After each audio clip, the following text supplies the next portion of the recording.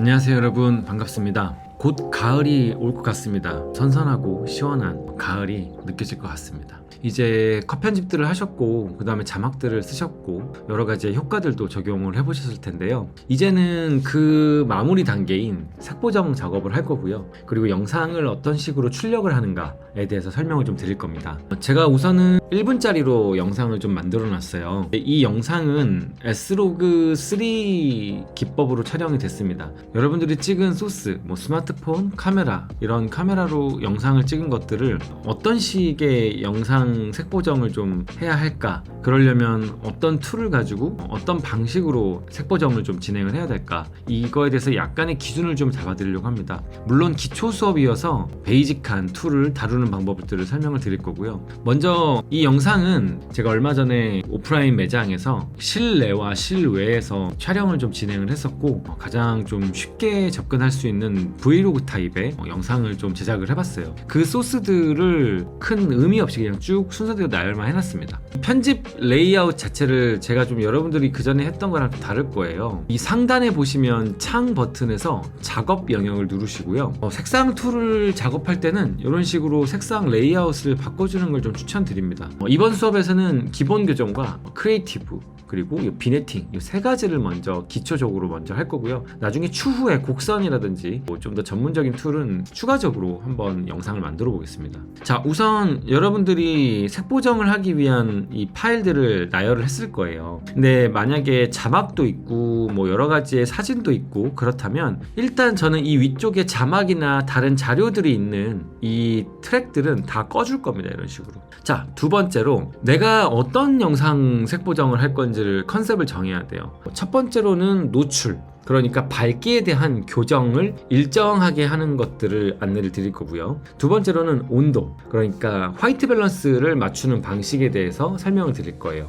그리고 거기서 추가로 색조에 대해서 약간 설명을 좀 드리고, 세 번째로는 채도에 대해서 설명을 좀 드릴 겁니다. 그리고 나서 이 크리에이티브 룩이라고 하는 이런 필터들을 적용하는 법을 설명을 드릴 거고, 마지막으로 이 비네팅이라는 것도 설명을 좀 드릴 겁니다. 내 소스가 어떤 문제가 있는지를 먼저 파악을 하셔야 되잖아요. 그러려면 왼쪽에 있는 소스 모니터에 루메트리 범위라는 걸 켜주셔야 됩니다. 저처럼 안 보이신다면 여기 설정해 보시면 막대 그래프라는 것도 있고요, 파형이라는 것도 있고요, 이런 식으로 좀 여러 가지가 체크가 되어 있을 거예요. 근데 제가 많이 보는 건 RGB 퍼레이드를 보면서 저는 보통 진행을 하고 있습니다. 여기에 대해서 잠깐 설명을 좀 드릴게요. 이 50을 기점으로요, 50부터 80까지를 밝은 영역이라고 표현을 하겠습니다.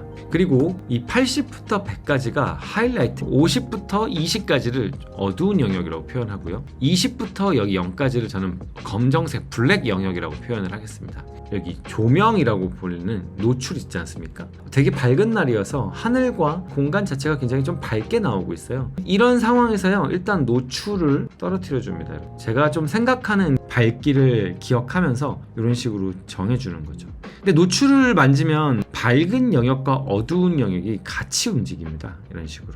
근데 만약에 이렇게 밝은 영역만 움직이고 싶다면, 첫 번째로 여기 밝은 영역을 왼쪽으로 하시면 이렇게 밝은 영역이 내려옵니다. 여기 50과 80에 있는 이 영역에 있는 느낌을 이렇게 내려주죠. 또 흰색을 내리시면요, 어두워지게 되는 거죠. 눌러준다고 표현합니다. 내려준다는 거를. 어쨌건 저는 이 정도에서 일단 놔둘 것 같고요. 그리고 두 번째로는 여기 아래쪽에 검정 있죠? 그러니까 지금 실제로 이 플래그가 검정색인데요, 굉장히 좀 그레이처럼 나오잖아요. 왜냐면 여기 블랙이 없고 많이 떠 있기 때문입니다. 그래서 이 검정의 영역을 이런 식으로 내려주면 보시는 것처럼 플래그가 조금 더 블랙이 되는 걸 볼 수 있겠죠. 근데 나는 조금 더 블랙으로 보여주고 싶다라고 하면 이 노출 자체를 조금 더 내려줄 수 있는데, 보시는 것처럼 밝은 영역도 내려오다 보니까, 그러면 이런 경우에는 어두운 영역만 내려주는 게 조금 더 나은 방식이라고 생각할 수 있어요. 보정 전에는 이렇게 밝았는데 보정 후에는 이런 식으로 조금 더 제가 생각했던 그런 방식으로 이 기록이 된 걸로 볼 수 있습니다. 자, 그래서 저는 밖에서 촬영한 소스는 이 정도를 기준으로 통일감 있게 맞추려고 합니다. 그럼 이렇게 두 번째 영상 소스를 또 보시고 똑같이 이 전 영상과 맞춰보는 거예요. 자, 이런 경우에 제가 추천드리는 건 A라는 영상과 B라는 영상 사이에다가 이 바를 가져뒀습니다. 키보드에 오른쪽 왼쪽 키를 왔다 갔다 해보시면 이런 식으로 두 개를 비교해서 보실 수 있으니까 편하겠죠. 오른쪽에 있는 이 영상을 똑같이 한번 교정을 해보겠습니다. 마찬가지로 흰색 좀 내릴 거고요. 그리고 밝은 영역을 좀만 내리겠습니다. 그리고 어두운 영역도 조금 더 내릴 거고요. 블랙도 조금 더 내리겠습니다. 저는 이 대비 자체를 좀 더 넣을 거예요. 왜냐면 밝은 영역과 어두운 영역을 한 번에 위아래로 내리고 싶거든요. 밝은 영역을 좀 더 올리고 싶고 어두운 영역을 좀 더 내리고 싶다는 뜻이죠.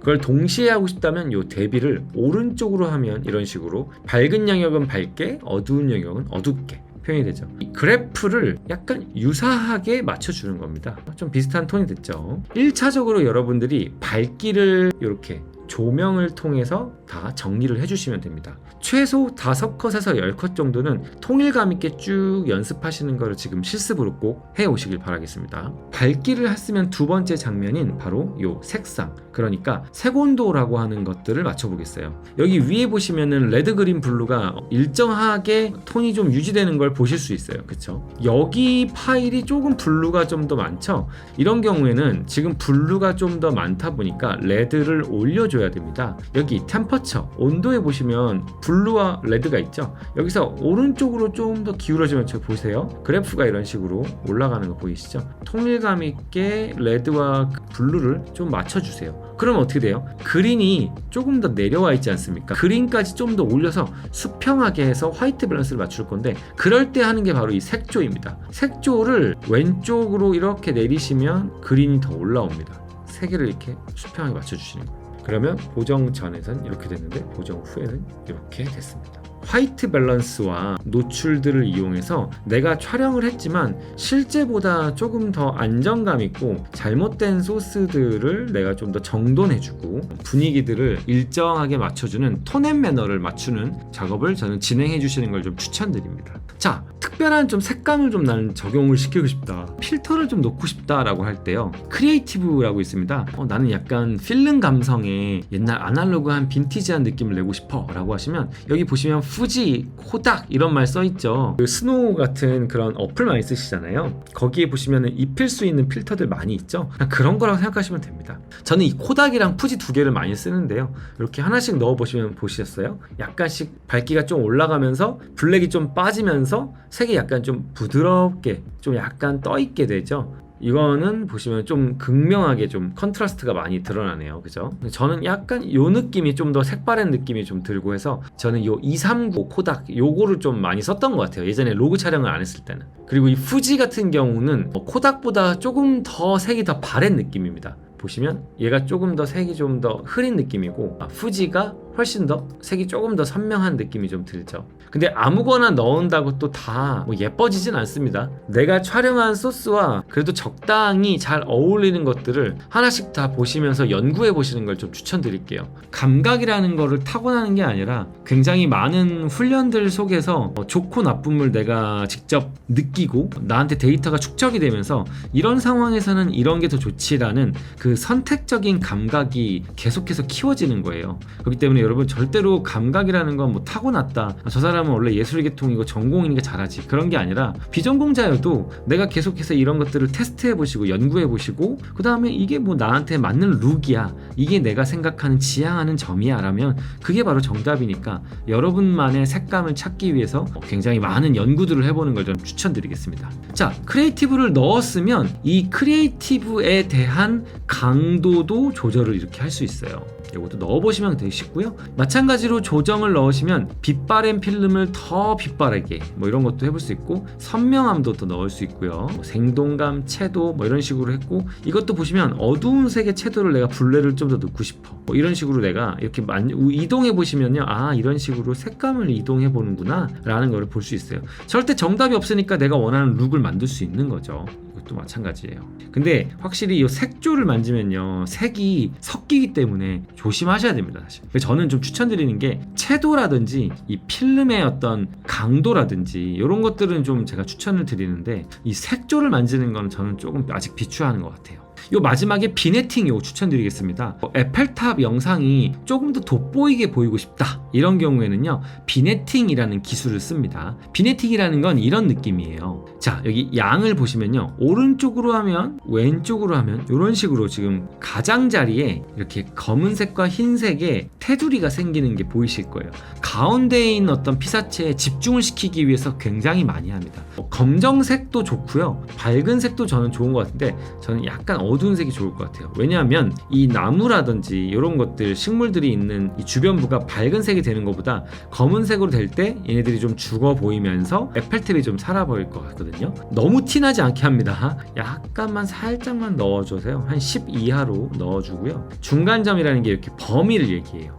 예, 해보시면 아실 거예요. 티가 안 나게 하는 걸 좋아하기 때문에 거의 뭐 보일 듯 말 듯 이렇게 정도만 합니다. 이 원형률도 보시면 왼쪽으로 하면 사각형이 되고 오른쪽으로 하면 완전 동그라미가 되거든요. 저는 약간 타원 형태로 사이드에만 묻히는 걸 좀 좋아하는 편이에요. 이런 식으로. 자, 그리고 나서 페더를 살짝 넣어주고 이렇게 넣었다 뺐다 이렇게 해보시면 티가 되게 많이 날 거거든요. 그 차이를 느끼시면서 비네팅도 꼭 한번 해보시길 추천드리겠습니다. 자, 이제 출력을 좀 설명드릴 거예요. 여러분, 창을 다시 편집으로 바꿔주시고요. 일단 첫 번째 하셔야 되는 건 왼쪽에 시작점에 가서 인점을 잡으시고 끝점에 가서 아웃점을 잡아주세요. 프록시 버튼이 이렇게 켜져 있을 거예요. 그럼 무조건 이 프록시 버튼을 이제 꺼주셔야 됩니다. 뽑을 때까지 프록시가 눌려져 있는 경우에는 이 프록시의 데이터를 쓸 수 있기 때문에 꼭 프록시의 버튼을 꺼주셔야 됩니다. 자, 이 상태에서요, 컨트롤 M 또는 맥의 경우에는 커맨드 M을 눌러주시면 M입니다. M 마스터 할 때 M이요. 자, 이 상태에서 이제 파일 이름을 하나 정해주세요. 그리고 두 번째로 위치, 로케이션을 설정해주세요.